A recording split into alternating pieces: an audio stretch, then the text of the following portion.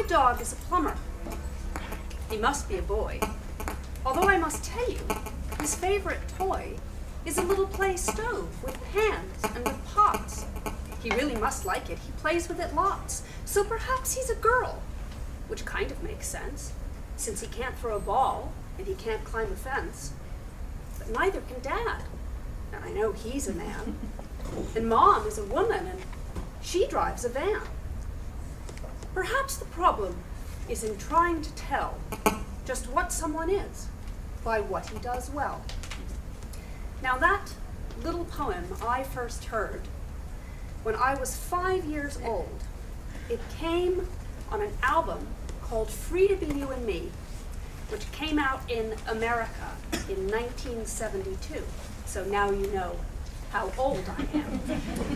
My name is Erica Wagner, and I am delighted to be chairing this event on bringing up boys. And when I was asked to do this, that poem, which I hadn't thought of in a while, even though I myself have a boy, a nearly 14-year-old son, came back into my head about the ideas that we have, not only about boys, but of course about girls too. And so I'm delighted to introduce our illustrious panel so we can discuss this subject. What I'll do is I'll introduce them all, and then they'll each speak for a couple of minutes about the subject, and then we'll talk amongst ourselves, but there will be plenty of time for questions from all of you.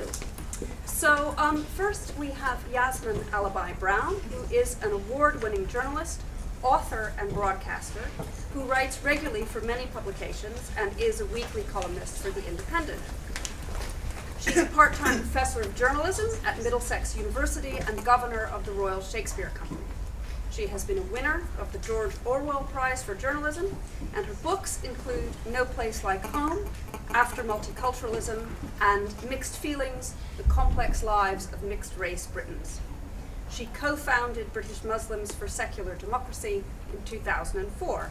She's just finished a new book on England and the East to be published later this year, and she is a keen cook, wifey, and mom, she says.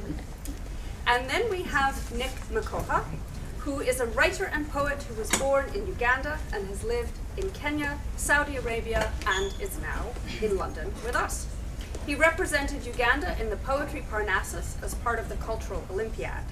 He is the director of the Youth Poetry Network, which facilitates dynamic workshops in schools, and he is resident artist of Spoke Lab, for which he developed his show, My Father and Other Superheroes, which debuted to sold-out performances at both the 2013 London Literature Festival and at the South Bank, and a special Father's Day performance at the Unicorn Theatre, and a national tour, I think, will be launched this year. Carrie Paechter is Professor of Education and Head of Educational Studies at Goldsmiths, University of London. Her research interests include gender, power, and knowledge, how children construct and understand their identities. She's particularly interested in young people's embodied identities and how they are perceived by the public and the media. Her most recent books are Being Boys, Being Girls, Learning Masculinities and Femininities, and Girls in Education 3 to 16, which she edited with Carolyn Jackson and Emma Reynolds. And finally, Abi Moore is the co-founder, with her sister Emma, of the Pink Stinks campaign. Begun in May 2008, Pink Stinks confronts the damaging messages that bombard girls through toys, clothes, and the media, and runs targeted campaigns aimed at creating positive changes in the products, messages, labeling, categorization, and representations of girls. In 2012, Pink Stinks won a Mumsnet sponsored award for promoting body confidence in children. She is also a freelance filmmaker working for charitable organizations, NGOs, and corporate clients. She has 2 sons, aged 11 and 7, and 1 husband. So please welcome our panel.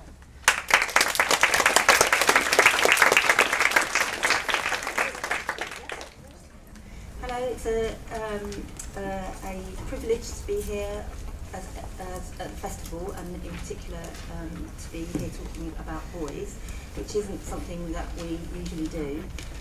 Although our campaign has always, in our opinion anyway, has always been about just as much about boys as it is about girls, because we think that children are not two different species, and that if things are better for girls, then they'll be better for boys, and vice versa. So I think you've got a good idea of the campaign if you haven't heard of us already, but we've had a lot of successes, and we've had an interesting journey and a very interesting time in the press, which not all of which has been very pleasant.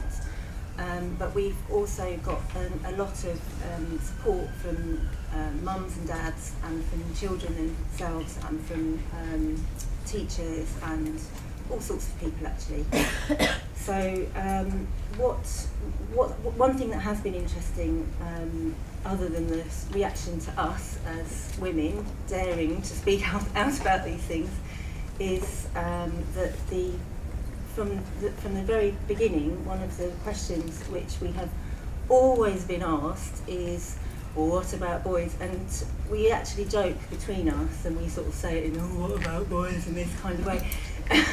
Because it's actually become a bit of not a tedious question, it's just the first question really that people ask. And and of course it's an interesting question, but we've always had to be focused on, because we do this in our spare time, we don't get paid to do it, blah blah.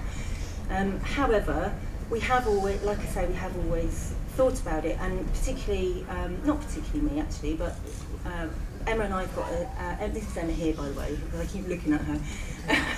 We're twins, and we have got 2 children each who are roughly the same age, and she has got 2 daughters and I've got 2 sons, and we kind of joke that we have this little experiment going on, which we didn't do on purpose, or we couldn't possibly have created it if we even tried, but we did. So it has, and it's actually where our campaign came from, because we noticed the difference between the stuff that was filling our houses. Emma's house, in the early days anyway, was full of pink and princesses and not Barbies, but castles and what have you. And of course mine was full of trucks and building stuff.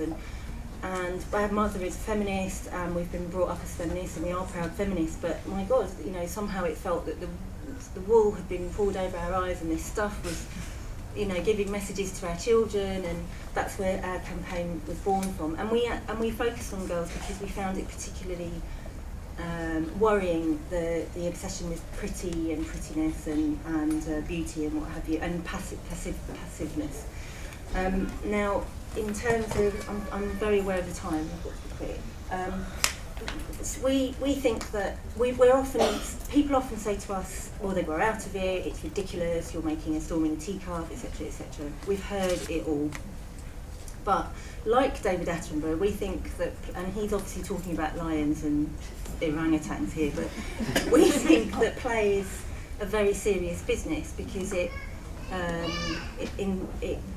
instills at a very early age messages and ideas within our children, and we know that those messages get carried on and internalised, if you like, as kids get older. And a lot of the girls in particular that we hear from do talk to us and about the pressure that they're under at school to look a certain way, and I'm talking about young girls here, 7, 8, 9, 10-year-olds. And then obviously the problems go on. But what we do know, and what we focus on in our campaign, is marketing. And here is an example. This is a Wordle. I don't know if you've ever seen a Wordle, but these are words that are used to describe toys which are marketed towards girls. Obviously love stands out, and magic and glitter and parties and what have you. And for boys, so battle is a word that comes up all the time. And so I think going forward we are working on some things which I can't really announce now, but which are going to be much more focused on boys. So all of those people that have said, what about boys? all million of them, we can hopefully give them something a bit more. But this is very interesting and should really be quite concerning. Oh, sorry, you're not hearing me that better. And certainly needs to be challenged. And our organisation and others, and there are other people, other organisations who are now working on this, are challenging it. But we do need support, and we do need to do our homework really. But this is very quickly. How am I doing on time? Pretty good. Okay. This is from a professor at Cambridge University, and it's about happiness, which is of course what we all want for our children. Apart from being fed and having somewhere to live, these are the things which time and time again are mentioned by all sorts of people as to what makes them happy. And what we see in the marketing towards children, girls and boys, is that they're actually at odds really with what we see here. And that is something that we need to be aware of, and something that we need to challenge. And I think I'll finish with a quote from an anonymous marketing executive who himself said that the rate at which mass marketers encourage children to consume frightens me. I find it obscene. I guess what we need to focus on is how and what it is that they're marketing towards our girls and our boys, and we need to challenge it.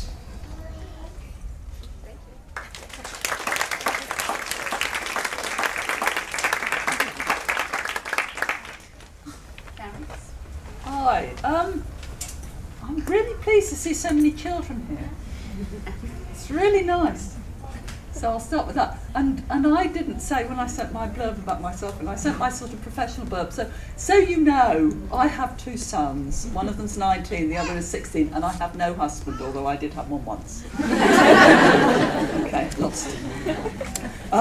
So there are three key things I want to say at this stage, really. One is that children are not raised in a vacuum. What goes on in the family is supported or challenged or undermined by whatever goes on elsewhere, and particularly by the peer group. Once children go to nursery, particularly if they go around 3, that's just when they're really beginning to think about gender, and they're very muddled about it. And what they meet is a peer group that is also very muddled about it, and will have very stereotypical ideas. And that's because what children are trying to do at that age is they're trying to show that they are part of that community. If I'm a boy, I want to show that not only that I am part of the community that's going to become a man, but I know that I know that. And part of what they do when they do that is they behave in very stereotyped ways so that they're demonstrating I'm a boy or I'm a girl. So that's the first thing. What you do as parents is only part of the story, and you need to be aware that what you do as parents is going to be affected by so much else. At the same time, what goes on in the home does really influence children from a very, very early age. We know that children of 9 months old will look at what's going on in the household, and they will associate what the things the man does and the objects the man does things with all men. And they will associate the objects that the woman in their household, if they're living in a heterosexual household, does with all women. To the extent that if daddy likes coffee and mummy likes tea, they think men only like coffee and women only like tea. And what that means is that, of course, if you have a fairly gender-segregated household, as many heterosexual couples did, including myself, your children will learn that and they will generalise from it. And there are other things. The Wordle is very interesting, but did you know that parents of preschool children will talk more to girls using emotion words? They use more emotion words in conversation with girls than they do with boys, which is, one reason why girls end up knowing more emotion words. They're more likely to do rough and tumble play with boys. So again, boys have more, they get more physically skilled quite early. And the third thing is really that, as I was saying, children go through phases of sex stereotype behaviour, gender stereotype behaviour at key ages, and that's because they're trying to work out who they are. And the real key ages for this are sort of between 3-ish and 7-ish, and then again when they're teenagers. And you are really up against it at those times, particularly in the early years. In the middle, they become much more gender flexible, and so you see the sea of pink that we do see in nursery schools. It dissipates by the time they go through primary school, partly because they're trying to show that they're grown up and they don't want to wear pink anymore. So what's going on in the home, what's going on in the school, what's going on in the peer group, and what's going on in the media all interact. But they do all have effects, and they have effects on girls and they have effects on boys. And we need to think about those as parents, as educators, as members of the public or members of the media, when we're thinking about what we're doing in relation to young boys. Thank you.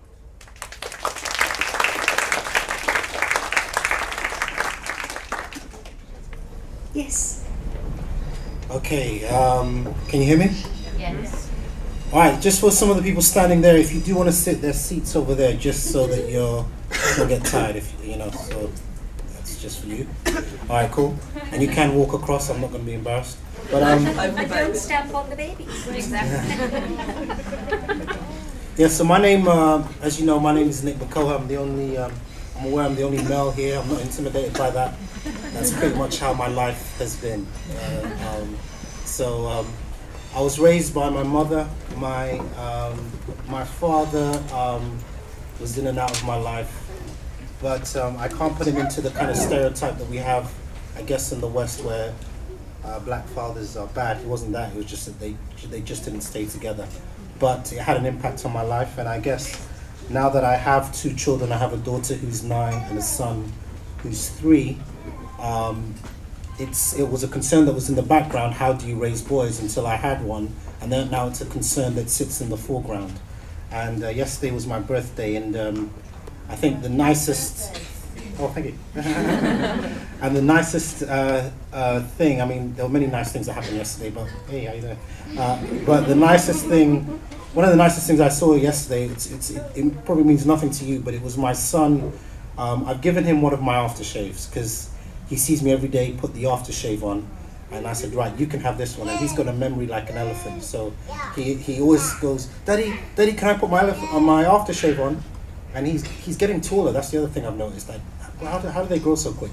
But he like picks it up, and he takes pride in showing everyone that he smells nice. So what that makes me aware of is that I influence my son in many ways. So there are things that he sees me do that I don't see of much importance, that to him are of significant importance. So, and I should remember this because I remember when I lived with my dad in Saudi Arabia, one of the nicest things that made me feel close to him, because my dad was a doctor and he doesn't really talk much, and when he does talk, it's usually about politics, was when he would drop us off to school, and he would have Old Spice in the car, and he would give it to us because, kids can stink, can't they? And he would spray it on us. And it's funny how the cycle has come back around. My son wants to spray my aftershave on him, and so one of the things I'm radically becoming aware of is that things I do greatly impact my son, more so. And when I walk into the communities I move in, I'm a writer, so a lot of times, as a black writer, say, going into a school, they'll say, could you talk to our boys? As if I'm supposed to just know. But I mean, I am pretty good at it, but what I've realized raising my son, it's much more of a consequence to me, because I want the best for my son, doesn't everybody, or their daughter.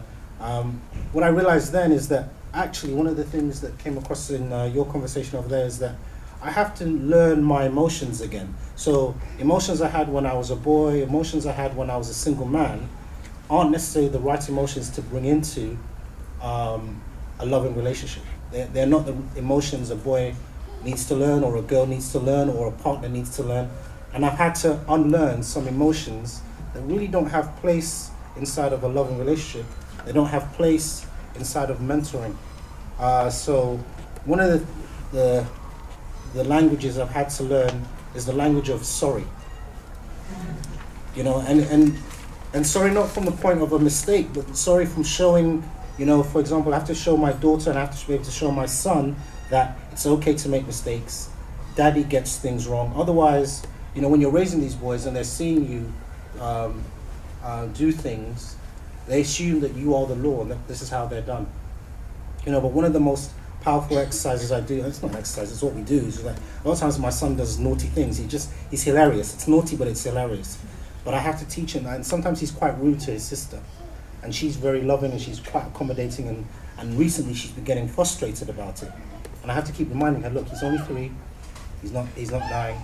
But I have to teach him how to say sorry, because it's a language that if he doesn't learn that, he'll assume that he has a way of being with around women, that he can be rude, he can be arrogant, he can be, you know, and you know, there's something that that's been said a lot. I mean, I was at the BAM festival and it's been said here, it's about feminism, and I think we need to address that. So feminism exists because there's an imbalance in how men and women are to one another. So feminism no longer needs to exist when the balance is right. So we're all feminists if we're living in a world that has imbalance. And so what we should be moving towards is a world where we don't need feminism because things are just happening naturally, you know. So I didn't understand that, maybe to articulate it, you know, when I was younger. When I was younger, I was just like, I'm for my mom. Women are important. Whereas now, you know, I think having my daughter, it made me realize actually, and there's ways that you are, Nick, without even realizing behaviors I've learned. This is just not going to cut it. So, you know, when a man shows his temper, to him it's almost like a right. I'm angry, you know. But to a woman, you know, especially usually the people we're showing our tempers to are our mothers, our partners, our children, and that translates, you know, in a totally different way. You know, so a lot of times my partner's told me this. You know, she goes, "You've got to be aware of what you're giving across." I think the importance of, I don't know if I'm helping here, I don't know if I'm making sense. You are, yeah. Alright, so, because you're just looking like this, I don't know if you're thinking. I mean, and also the thing is I think that you said something quite poignant as well, is that, you know, just before we started, is that, you know, the world that we live in now, if I was a father maybe 10 years ago or 20 years ago, we're living in a different dynamic. The world is moving a lot faster. So I'm not only protecting my child from ways that I've learned that aren't correct, we're living in a world that's moving at light speed. You know, where children are growing up at a rate that is just not right. They're not actually allowed to have a childhood. And also what you're saying about Pink and all of that, they're living in a childhood that's kind of a fantasy childhood. And this fantasy childhood, because of the internet and the speed at which things move around the world, they're living in a fantasy, and you have to really draw them out. And if you allow them to live in that fantasy, what they lose, the compensation for that, what they lose is confidence. So a lot of times what you're seeing in boys and girls is a lack of confidence. And I find I invest a lot of time trying to instill confidence in my son. I mean, they're quite confident anyway in playful and fun, but I'm talking about a confidence in being with other people, a confidence to be themselves, a confidence to share when they feel sad or happy or whatever. So a very good example of that is, and I'll leave it at this just for now, but a very good example of that is when my son Aiden goes to sleep, a lot of times he's really exhausted, and I want him to express his feelings. So a lot of times I'll tell him, do you feel tired? You know, because he just had enough of the world, like he's exhausted, he doesn't want to but he doesn't know how to communicate that. And I'm trying to give him the permission to communicate vulnerability. And I think that's something that we don't often give boys particularly. I just come from a workshop where one boy who was very rude to me literally swore at me in the session. And when he went out and had a talk with another one of the facilitators, what he wanted to communicate was he didn't have confidence, you know?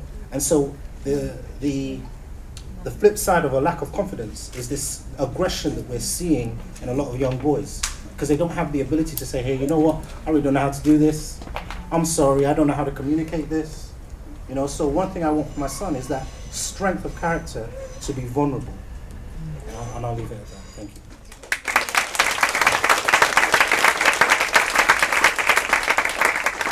It was difficult when you were last. So I had my son so long ago that it almost feels to me like a different world, a different planet. He's in his mid-30s. I also have a daughter who's 21, about to be.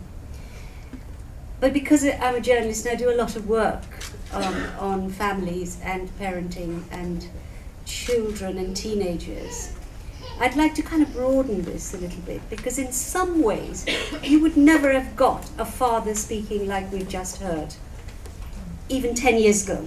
You just would not.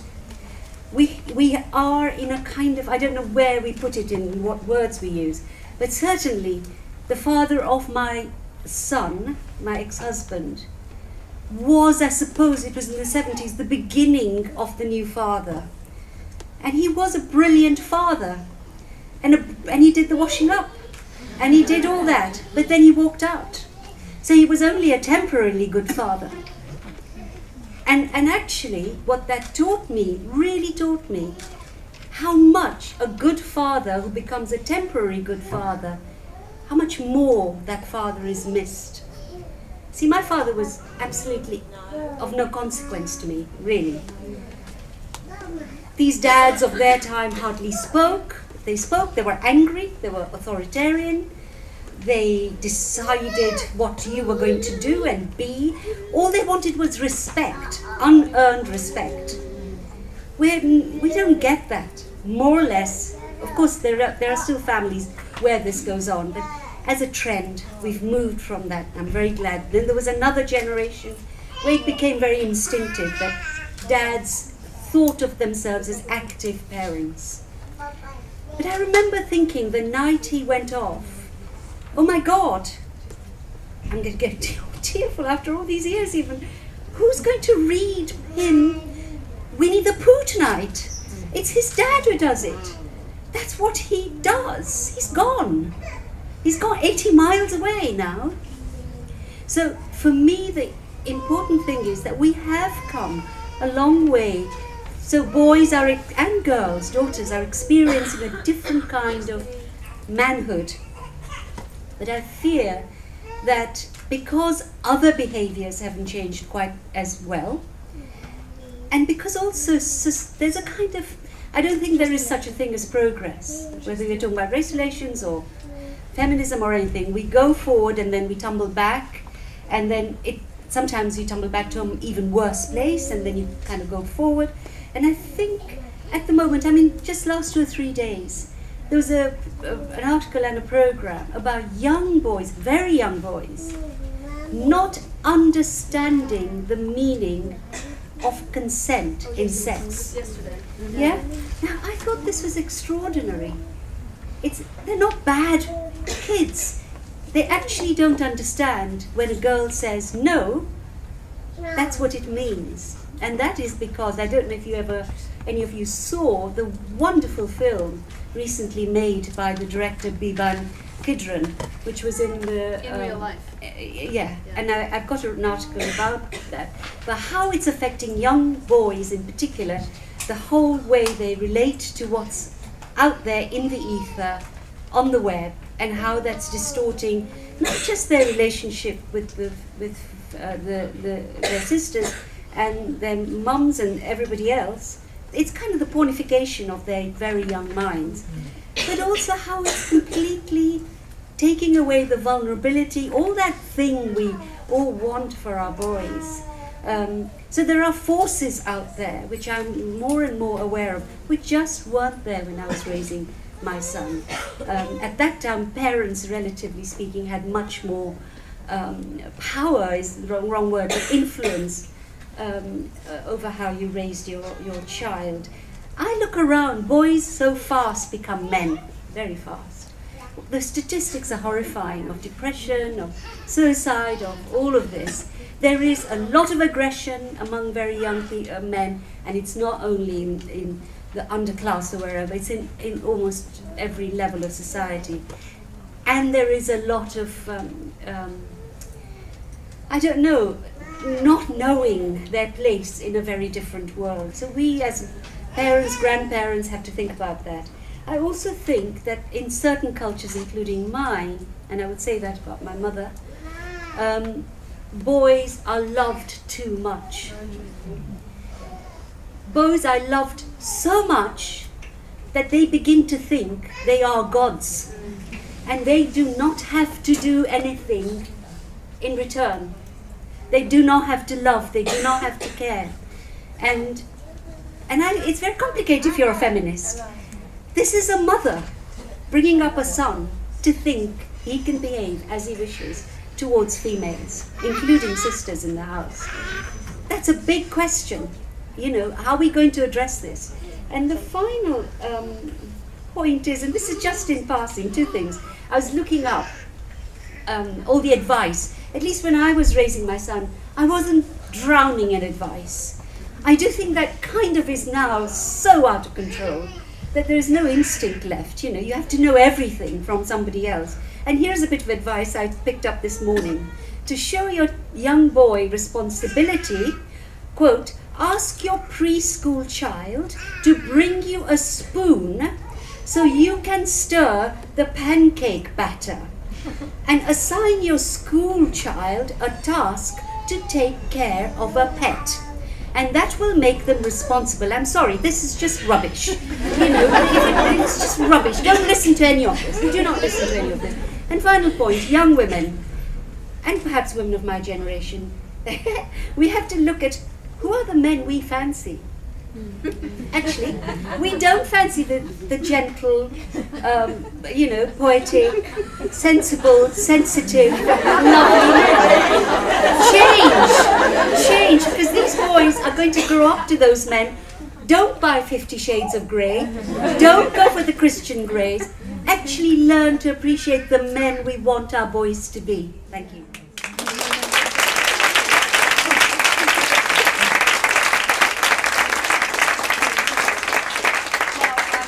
We have a lot of places that we could go from there. I have to say, speaking, and there's so much we could talk about, something that Nick said made me think of something, what you were talking about, your son and aftershave.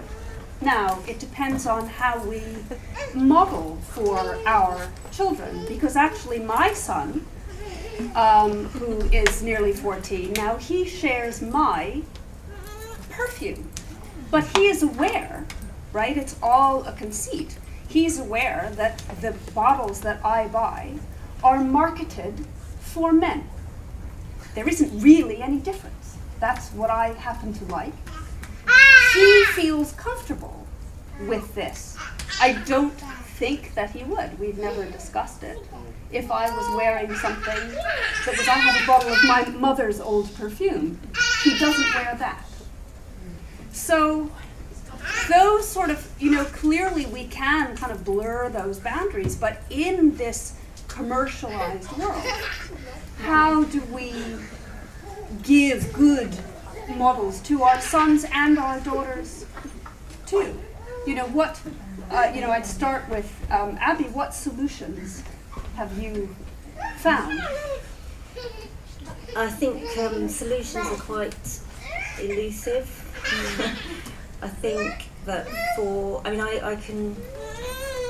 I think for me, having boys, I was quite surprised to have boys, I have to say. I'd always had this imagined I'd have girls, so maybe because I am one, it was, you know, when they said it's a boy, I was just, really? And then they said it again. I think, you know, I like what you. I like the idea of let's start appreciating the men who we want our boys to turn into. I love that as an idea. It's kind of funny, and you're right. You know, there are things that I do want my boys to be like, but I guess what I've done is to myself to understand what it is that is affecting them, and you know, there are little things. There was one time when my son Ziggy, who's 11 now, but he was about 8 at the time, said to me, "Why?" I got in the car to drive, and he said, "Why are you driving Daddy's car?" And it was my car. And I thought, I'm so lazy. It's because I always get in the seat because I'd rather sit and play on my phone than drive. And I actually started driving more. After that, I thought I must start driving more. Now, we live in a house where my husband is a carpenter and fixes kitchens and things, and I do loads of cooking, and it just is the way that it is. But I guess I want them to be as free as they can be to be who they want to be, but absolutely be understanding what the pressures are as well, and talking to them about it when they see them. And with our campaign and focusing on marketing, it is